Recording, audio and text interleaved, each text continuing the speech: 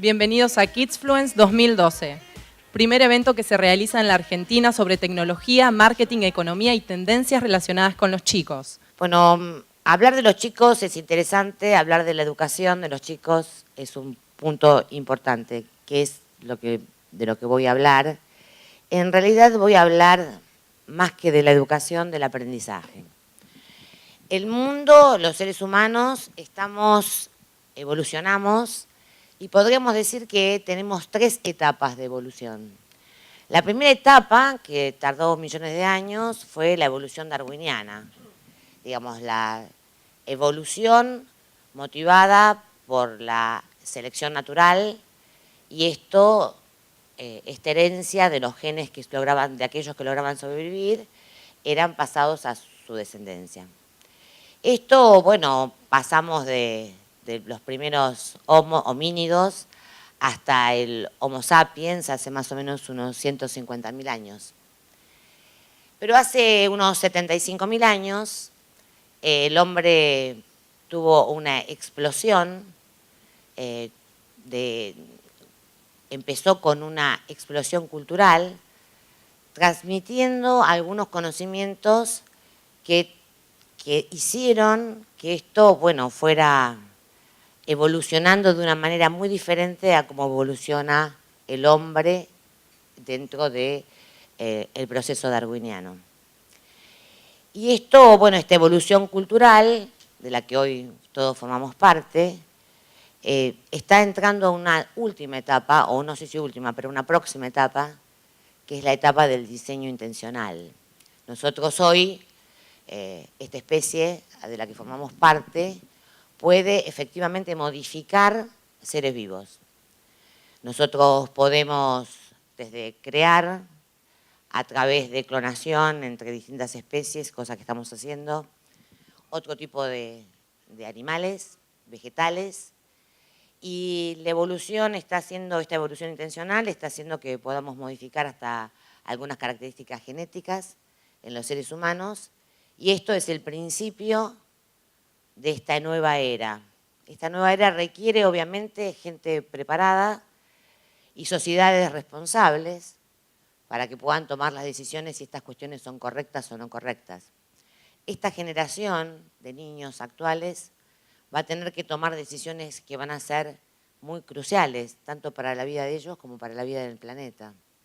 Entonces, su aprendizaje y su formación no puede ser de cualquier manera.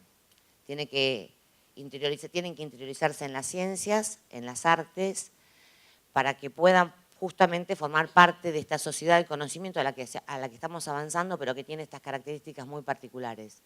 Esto de que hemos empezado el diseño intencional. Hace más o menos 75.000 años, dicen los neurocientíficos, yo soy física, me hubiera encantado ser neurocientífica, pero en esa época no estaba de moda. Nosotros teníamos neuronas como tenemos actualmente, neuronas motoras, y parece que hace 75.000 años, entre 75.000 y 150.000 años, empezamos a tener neuronas espejo. Las neuronas motoras son aquellas que nos permiten controlar el movimiento. Cuando alcanza un vaso, una parte de estas neuronas se enciende si uno la mira con los aparatos correspondientes. Pero lo asombroso es que también se enciende cuando vemos que otra persona hace un movimiento. Estas se llaman neuronas espejo. Es decir, que nosotros genéticamente estamos preparados para vivir en sociedad, porque nuestras neuronas se encienden cuando hay alguien que hace alguna actividad. Dicen, bueno, por ejemplo, Ramachandran, que estas neuronas seguramente son las que permitieron que los humanos nos pusiéramos en la posición del otro, y cuando el primer humano descubrió el fuego accidentalmente, los demás pudieron copiarlo, porque tenían presentes estas neuronas. Estas neuronas seguramente tienen que ver con esta característica que tenemos los humanos de tener un cerebro absolutamente plástico. Nosotros, esta plasticidad cerebral se manifiesta en que cambiamos durante toda la vida las características físicas, químicas y neurológicas de nuestro cerebro. Cada vez que leemos un libro, cada vez que vemos una película, cada vez que tenemos una interacción, nuestro cerebro cambia. Tenemos mayor cantidad de conexiones sinápticas y para poder realizarlo es que aparecen estos cambios físicos y químicos. Es decir, estas neuronas y el hecho de tener un cerebro plástico han hecho que a través del aprendizaje nosotros podamos evolucionar culturalmente. Y la característica importante que tiene la especie humana es el entrenamiento que hacemos de los niños. Muchas especies entrenan a sus bebés o a sus crías. Los leones jugando, los cachorros juegan y aprenden cómo cazar o aprenden cómo defenderse. Esto se hace cuando la cría es pequeña. Nosotros los humanos tenemos un periodo muy largo para hacer esto. Los neurocientíficos dicen 10 años, los padres actuales dicen 30. 30 años que viven dependiendo de sus papás y siguen este aprendizaje. Esto se llama neotenia y es una característica de la especie. Es decir, durante 10 o 30 años, depende de cómo se mire, quién lo diga, nuestra especie tiene un cerebro tal que le permite seguir aprendiendo toda la vida, pero durante ese periodo el aprendizaje es mayor. ¿Y qué es lo que aprende? Aprende la cultura, aprende esta información que pasa de unos a otros con modificaciones y podemos producir más cultura. Empezamos con el fuego, pintamos las cuevas, cuando ni bien tuvimos conciencia del otro, pudimos hacer esquemas, pudimos hacer representaciones. Y bueno, esto de tener un cerebro tan grande ha tomado ciertos compromisos. Tuvimos que caminar erguidos, con lo cual hay un libro que todavía no leí, pero que muero porque Baja Libros lo tenga, que se llama El primer viaje de nuestra vida. Y este es el compromiso que tenemos los humanos en tener un cerebro tan grande y al mismo tiempo caminar erguidos. Esto ha hecho que las caderas se tengan que ser más estrechas y esto hace que el parto sea tan difícil. Por eso el primer viaje en nuestra vida es una cosa muy compleja y muestra la evolución tanto del cerebro como del cuerpo. Esto es de Arzuaga. Pero esencialmente somos la única especie que usa la plasticidad cerebral como el protagonista principal para el perfeccionamiento y evolución del cerebro. Y por otro lado, la cultura, que es lo que está demandando tener un cerebro cada vez más grande, es la información que transmitimos entre los distintos miembros de una misma especie, en nuestro caso la humana, por aprendizaje social, mediante la imitación, por la enseñanza o la asimilación. Esto es la manera en que hoy nuestra especie ha evolucionado al ritmo que está evolucionando. Si ustedes piensen lo siguiente, entre el 400 a.C. y el 1000 a.C., en la India se dieron cuenta que necesitaban la representación del cero, que los números tenían que ser escritos en forma posicional para poderlos sumar, pero en el 400 y 500 a.C. tenemos a los griegos inventando la filosofía, la geometría, y uno podría seguir. La diferencia entre los hombres que nacieron antes del 1000 a.C. y los que nacieron después es más grande que la que hay entre el Homo erectus y el Homo sapiens. Esto es la cultura que fuimos edificando y esto es exponencial. Por lo tanto, nuestros niños, los niños que hoy están presentes, están expuestos a una cultura que requiere cada vez más conocimiento. Cuando uno tiene este conocimiento, que es de muchas formas y de muchos frentes distintos, toma esta información, la modifica y vuelve a generar este conocimiento y esta cultura, que es lo que tienen que tener los chicos. Ahora, esto es lo que está ocurriendo en todas partes y es lo que ha ocurrido en nuestra historia. Pero simultáneamente a esto inventamos la escuela. La escuela la inventamos como una necesidad de que la gente aprendiera a leer y escribir durante la Revolución Industrial. La escuela tuvo buenos resultados, digamos, había que enseñarle a leer a miles de personas y bueno, este objetivo se logró. Sin embargo, este deterioro que tiene la escuela con el conocimiento ha hecho que, bueno, es lo que pongo acá en esta frase. Hoy los chicos quieren ser astronautas, van a la escuela y después de 12 años de escolaridad quieren ser funcionarios públicos. Algo mal, algo está mal. Digamos, nosotros, los Homo sapiens, tenemos la característica de que somos curiosos, nacemos con curiosidad. Y además, nuestro entorno, nuestra familia, en general nos incita a querer soñar, porque es otra característica que tenemos los humanos. Sin embargo, entramos dentro de un proceso, dentro de un sistema que tiene procesos, que decía, bueno, uno tiene que hacer esto y esto y esto para que una persona sepa lo que tiene que saber, lo mínimo que tiene que saber, que es leer. Bueno, pero el proceso es absolutamente destructivo. No nos prepara para el diseño intencional, tampoco los prepara para poder tener las condiciones que les permitan seguir soñando, que esto es lo que nos caracteriza como humanos. Con lo cual, hoy podríamos decir que la escuela es un fracaso.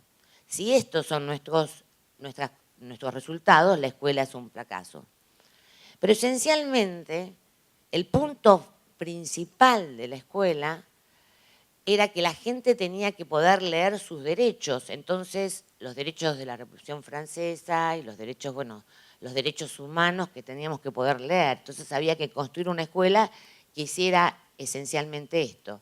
Sin embargo, hoy en la Argentina, el 52% de los chicos no sabe leer. Estos son los resultados de PISA, los que están viendo ahí.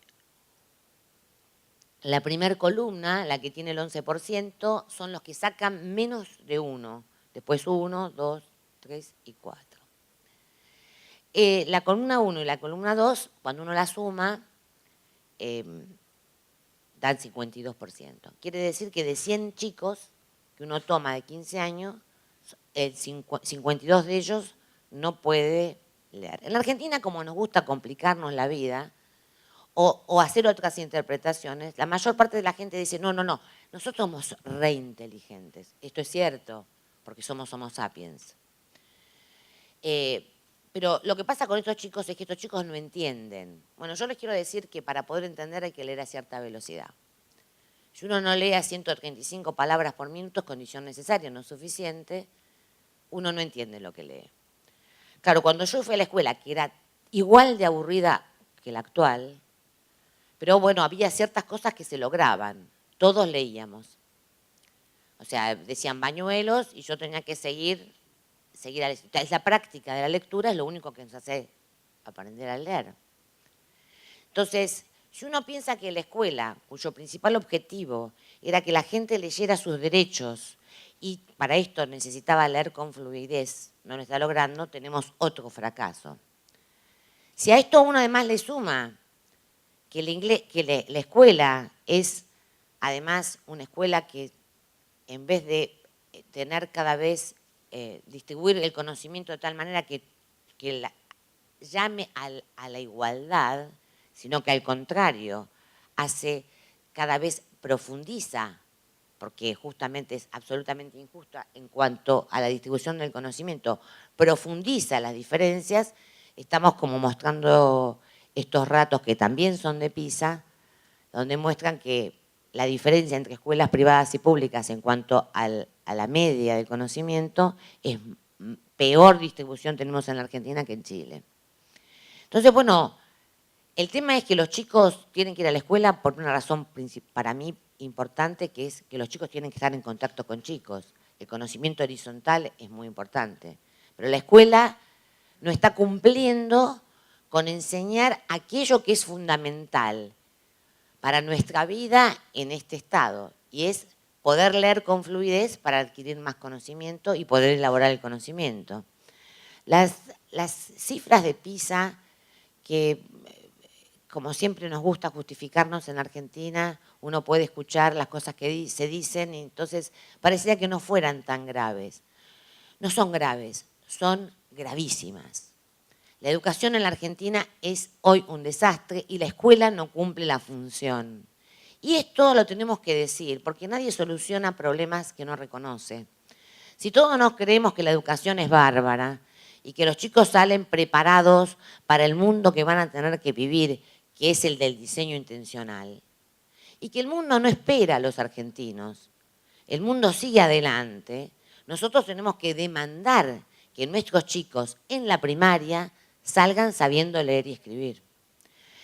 La justificación actual es que esta prueba es a los 15 años y entonces nuestro problema es el colegio secundario. Esto es cierto también, tenemos un problema grave en el colegio secundario, pero la gente debe saber leer y escribir luego de 6 años de escolaridad, que es lo que tiene la escuela primaria. Con lo cual, este problema es un problema que tenemos que enfrentar y cada uno de nosotros tiene que demandar donde pueda o decir estas cosas para que justamente estas cosas se corrijan. La semana pasada, leyendo una frase de Jeremy Baker, leí esto. Dice, si quieres que tus hijos sean inteligentes, léeles un libro un cuento de hadas. Podría ser cualquier otro cuento. Pero si los quieres más inteligentes, léele 2. Bueno, el conocimiento, cada vez que leemos una novela, cada vez que leemos un cuento, nuestro cerebro cree estar viviendo lo que leemos. Esto quiere decir, forma nuevas conexiones sinápticas. Entonces, la lectura es el punto fundamental. Por supuesto, esto no alcanza. Después tienen que saber restar, sumar, regla de 3 simple en la primaria, a ver qué es un triángulo o un cuadrado. Pero la base fundamental es leer con fluidez. Esto significa que las 135 palabras por minuto que hay que adquirir cuando uno termina la escolaridad primaria.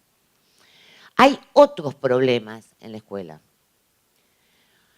El otro problema es que la escuela en la Argentina y en muchos países, en su mayoría, los docentes son mujeres. Con lo cual, un varón tiene, digamos, menos docentes varones. Y por otro lado, en la escuela lo que se pretende es que los chicos se comporten de una determinada manera. No hagan lío, no se muevan. La escuela es como la cárcel. Cuando yo me imagino estar en la escuela, ya cuando estaba en esa época me parecía, pero ahora que soy más consciente me parece mucho peor. Uno llega a la escuela y está de 5, 6, 7 horas. Bueno, las nenas tenemos cromosoma X, entonces por ahí nos resulta más sencillo quedarnos quietas. Hay un tema además de una presión cultural. A los varones que tienen cromosoma Y les exigen durante el tiempo, 5, 6 o 7 horas, las horas que estén en la escuela, que no se muevan. Yo digo, si uno se imagina devoto, ¿no? Yo sé que les parece brutal, pero si uno se imagina devoto, ¿qué se imagina? ¿Qué es lo que es tan tétrico estar en la cárcel? Que uno no se puede mover. A uno le dicen, ni podés leer, tenés que hacer lo que yo te digo ahora. Entonces, los varones que tienen cromosoma Y tienen un problema complejo. Yo les recomiendo que lean los resultados de los estudios que se llaman 100 niños, donde están lo que le está pasando a los varones, a los niñitos. Entonces, ¿qué dice la maestra? No, este chico tiene problemas de comportamiento. Vamos a mandarlo a la psicóloga. El chico lo que necesita es jugar a la pelota, correr, que es lo que necesitan todos, pero en la cárcel no lo dejan. La cárcel es igual a la escuela. Entonces, no aprenden a leer y escribir. No leen, no pueden leer, no pueden recibir, no saben, no pueden hacer una regla de 3 simple, cosa que yo aprendí, debo reconocer, en la escuela primaria. Después uno va al médico y le dice, tiene que tomar este antibiótico, que tienen que tomar 10 miligramos cuando pesa 50 kilos, pero el niño pesa, entonces están no sé si habrán visto que todos tienen una hojita que le regalan los laboratorios donde dice para 25 kilos tanto, o sea, la regla de 3 simple. Bueno, yo digo, los médicos podrían saber hacer la regla de 3 simple, pero para esto lo tienen que haber aprendido en la preescuela primaria. No digo que no todos los médicos no sepan. Yo digo, este es nuestro problema. Un problema que no solo tiene Argentina, tienen otros países, pero este es nuestro problema. Nuestro problema es que la escuela es aburrida, uno no disfruta de la adquisición de conocimiento. Esto que nos caracteriza, porque somos Homo sapiens, justamente nos caracteriza porque nuestra evolución, que nos ha alejado de la violencia de la selección natural, donde lo único importante es sobrevivir y reproducirse. Nosotros no tenemos nada más que ver con esto. Nosotros queremos tener mejores cosechas para aliviar el hambre, queremos tener fármacos para curar a los enfermos. Estamos haciendo miles de cosas para lograr, y lo estamos consiguiendo, que la esperanza de vida aumente. Ahora, ¿cómo estamos preparando a nuestros niños en la escuela? No te muevas, no aprendas a leer, damos los números romanos en primer grado, segundo, tercero, cuarto, quinto, sexto, primero, segundo, tercero, cuarto, quinto, de la secundaria. Los números romanos sirven para leer los monumentos. No se pueden sumar con ellos. No tiene ninguna, no digo que en algún momento no aprendan los números romanos, pero no tiene ninguna importancia. Todos los años de la escuela está puesto en el programa. No debe ser cosa, es tremendo. No hay nada interesante. Bueno, entonces, pero digamos, uno le puede decir, bueno, no hay nada interesante, pero por lo menos salí de la escuela leyendo fluidamente y ahora puedo adquirir conocimiento por mi cuenta. Por esto es tan importante que los chicos tengan computadoras.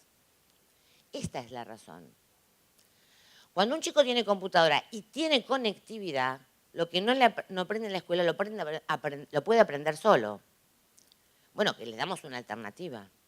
Los chicos de clase media que en la escuela los aburren de esta forma tétrica, cuando llegan a su casa pueden adquirir conocimiento. Si además su mamá le lee, bueno, entonces tenemos posibilidades de que ese chico en algún momento se entusiasme con algún tema. Y si uno se entusiasma con un único tema, esto es el hilo conductor que nos lleva al resto del conocimiento.